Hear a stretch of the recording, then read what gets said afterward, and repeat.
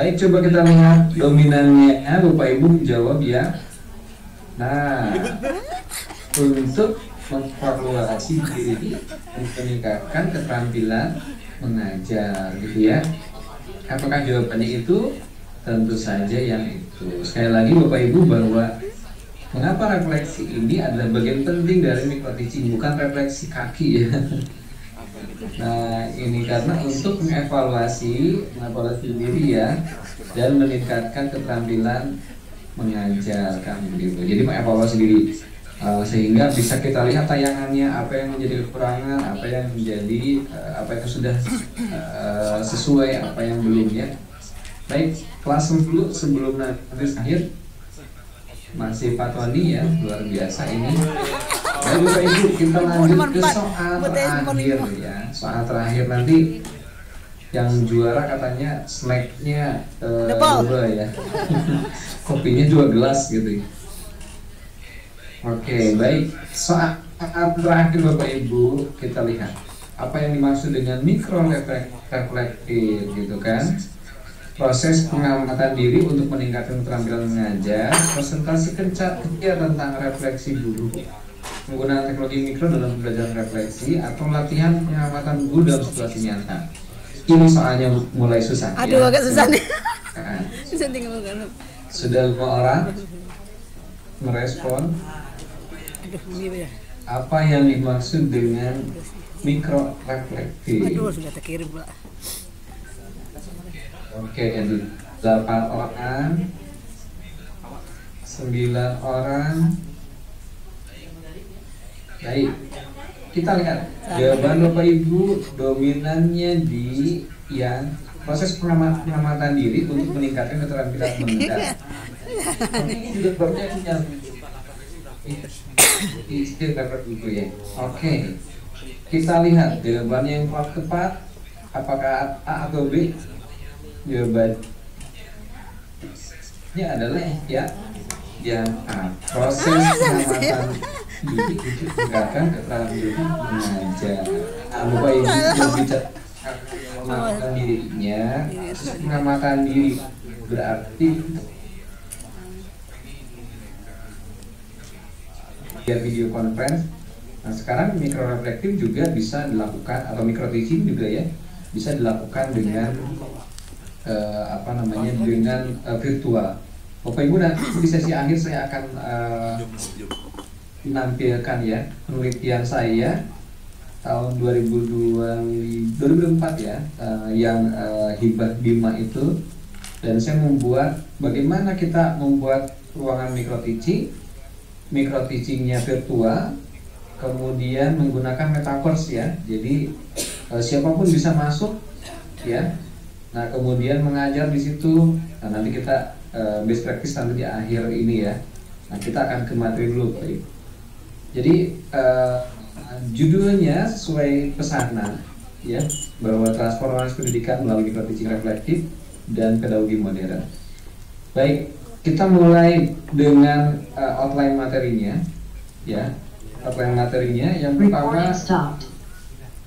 pertama kita ya, ada yang bilang bahwa 8 keterampilan dasar mengajar, keterampilan dasar mengajar, atau menggunakan teori yang lain. Misalnya sekarang dengan adanya project based dan problem based ya, team based project dan sebagainya, ini ada perubahan paradigma, sehingga Bapak Ibu silakan tetapkan apakah masih akan fokus pada keterampilan dasar mengajar saja ya di Universitas Negeri Jambi, apakah fokus pada keterampilan dasar mengajarnya, atau nanti instrumen yang digunakan untuk menilainya fokus pada keterampilan menyelenggarakan pembelajaran berbasis proyek, keterampilan menyelenggarakan pembelajaran berbasis masalah gitu ya. Nah, atau mau pakai ya Robert Gaine ya, yang 9 prinsip belajar. Bagaimana yang pertama menarik perhatian, yang kedua menyampaikan tujuan, dan seterusnya ya, sampai pada membuat kesimpulan begitu kan. Nah, nanti silakan diputuskan ya. Ini akan menjadi keunggulan Bapak Ibu. Artinya bahwa sekarang ya bukan hanya keterampilan dasar mengajarnya saja, tetapi sudah berkembang gitu ya. Oke, tujuannya Bapak Ibu adalah untuk memfasilitasi ya, memfasilitasi mahasiswa calon guru atau mahasiswa PPG agar lebih siap secara fisik dan mental menjadi tenaga pengajar yang profesional. Bapak Ibu semua, banyak dari kita dosen begitu kan ya, ini yang tidak pernah memanfaatkan micro teaching ya. Tetapi ketika diminta untuk jadi dosen begitu ya, kan yang pertama tuh yang diantara tes-tes itu kan salah satunya adalah micro teaching ya, meskipun micro teachingnya sangat terbatas kan.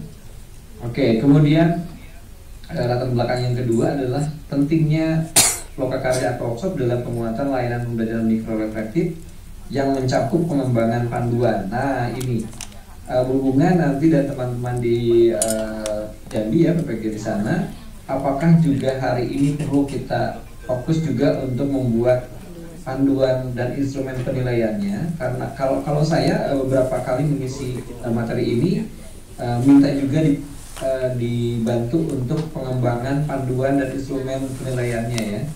Nah artinya silakan nanti diskusikan apakah sampai ke sini begitu ya, atau hanya fokus pada pembelajaran mikro ini saja.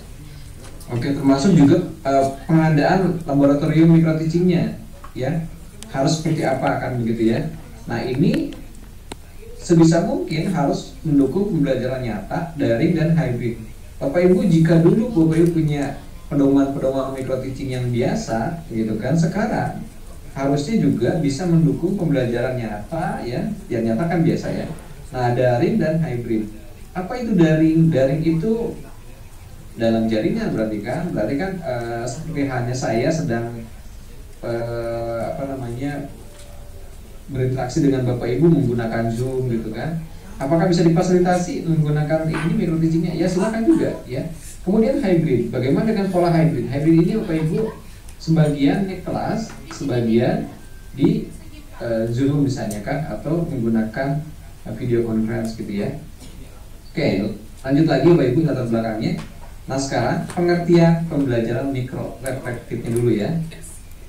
Baik, jadi pembelajaran mikro reflektif ini adalah pendekatan pedagogis yang menekankan refleksi mendalam terhadap pengalaman mengajar dalam skala mikro atau kecil, begitu kan ya.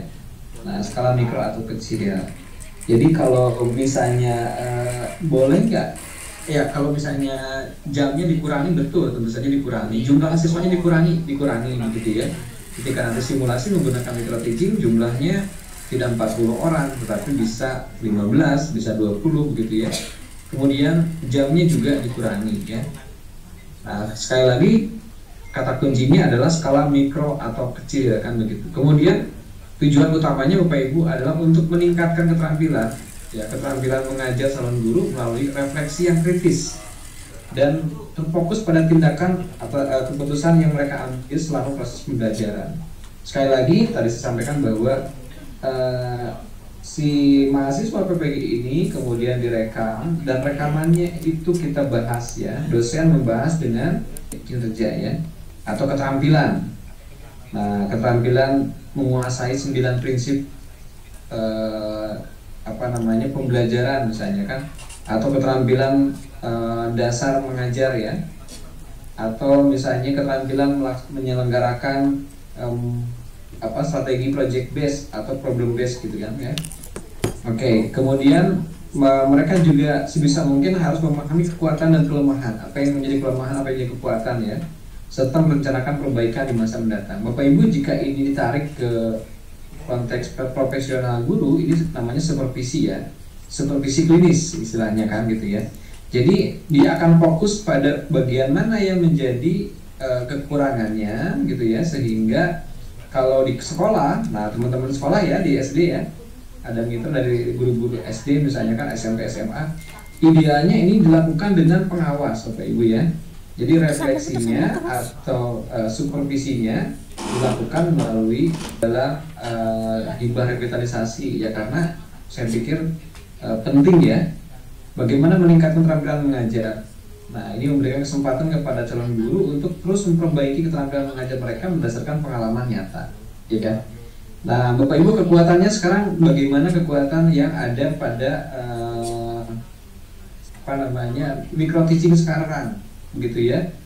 mau pakai pola stand boleh atau mau pakai tipek